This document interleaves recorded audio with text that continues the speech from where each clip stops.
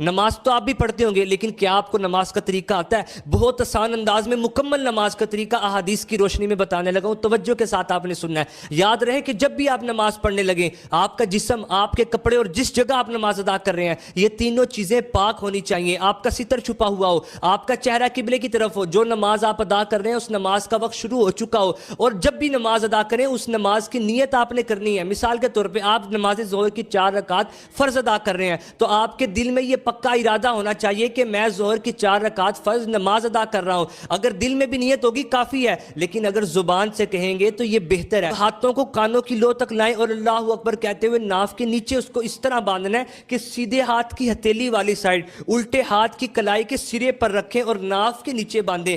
پھر آپ نے ثنا پڑھنی ہے، سبحانک اللہم وبحمدک وتبارک اسمک وتعالی جدک ولا الہ غیرک، اعوذ باللہ من الشیطان الرجیم، بسم اللہ الرحمن الرحیم۔ اب سورہ فاتحہ پڑھنی ہے۔ کئی لوگ غلطیاں کر رہے ہوتے ہیں، توجہ کے ساتھ آپ نے سننا ہے۔ الحمدللہ رب العالمین الرحمن الرحیم مالک یوم الدین ایاک نعبد و ایاک نستعین اہدنا الصراط المستقیم صراط الذین انعمت علیہم غیر المغضوب علیہم ولا الضالین۔ پھر آہستہ آواز میں آمین کہنا ہے۔ پھر بسم اللہ الرحمن الرحیم پڑھ کر قرآن پاک کی کوئی سی 3 آیات یا کوئی چھوٹی سورت پڑھ لیں۔ بسم اللہ الرحمن الرحیم، قل هو اللہ احد اللہ الصمد لم یلد ولم یولد ولم یکن لہ کفوا احد۔ پھر رکوع میں چلے جائیں اور رکوع میں آپ کے دونوں ہاتھ آپ کے گھٹنوں پر ہونے چاہیے۔ پھر آپ نے 3 مرتبہ یہ تسبیح پڑھنی ہے، سبحان ربی العظیم۔ 3 مرتبہ پڑھنے کے بعد آپ سیدھے کھڑے ہو جائیں اور ہاتھوں کو چھوڑ دیں، اور پھر آپ نے اگر اکیلے نماز پڑھنے ہیں اللہم ربنا ولک الحمد،